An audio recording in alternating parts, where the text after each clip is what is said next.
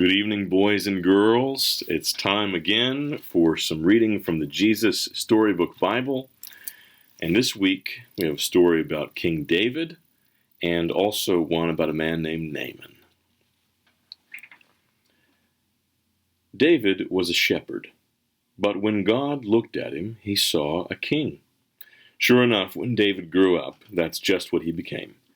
And David was a great king. He had a heart like God's heart, full of love.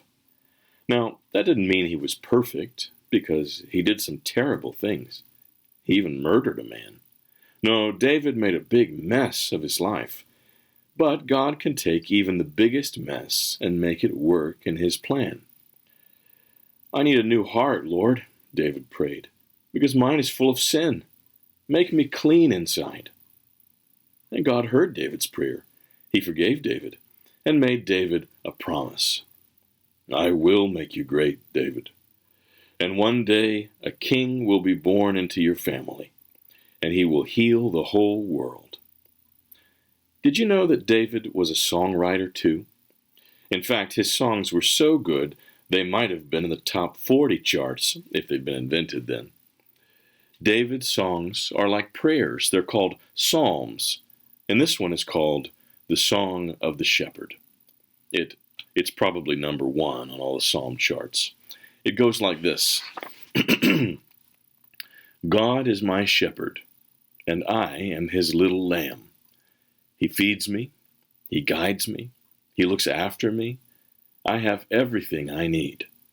Inside, my heart is very quiet as lying still in soft green grass in a meadow by a little stream.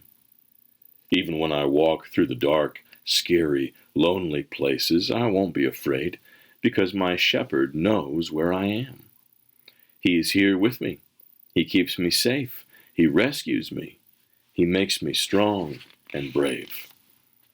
He is getting wonderful things ready for me, especially for me, everything I ever dreamed of.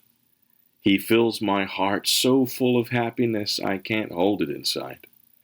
Wherever I go, I know God's never stopping, never giving up, unbreaking, always and forever love will go too." Now God gave David that song to sing to his people so they would know that he loved them and would always look after them, like a shepherd loves his sheep. And one day, God was going to do something that would inspire thousands upon thousands of new songs. God was going to show his people once and for all just how much he loved them. Another shepherd was coming, a greater shepherd. He would be called the Good Shepherd, and this shepherd was going to lead all of God's lambs back to the place where they had always belonged, close to God's heart. Now, Naaman was a very important man in a very important army of a very important country. So you see, he was very, very, very important. But Naaman was sick. He had leprosy, which is a nasty thing that stops you from feeling anything, and bits of you fall off without you noticing, like bashed fingers and squished toes. It might sound funny, but it wasn't. And Naaman certainly wasn't laughing. There was no cure. It never went away. And in the end, it killed you. Naaman needed help. But there was a little slave girl who worked for Naaman, and she knew someone who could help him. But there was a problem. Naaman was her enemy. Not long before, Naaman had led an army raid on her home in Israel. He had killed her whole family and carried her off to Syria and made her into his slave. Every night, she cried herself to sleep. She had lost everything. Why would she, of all people, want to help Naaman? Didn't she hate him and want to hurt him back? Didn't she want to make him pay for the wrong he'd done? That's what you would expect. But instead of hating him, she loved him. Instead of hurting him, she forgave him.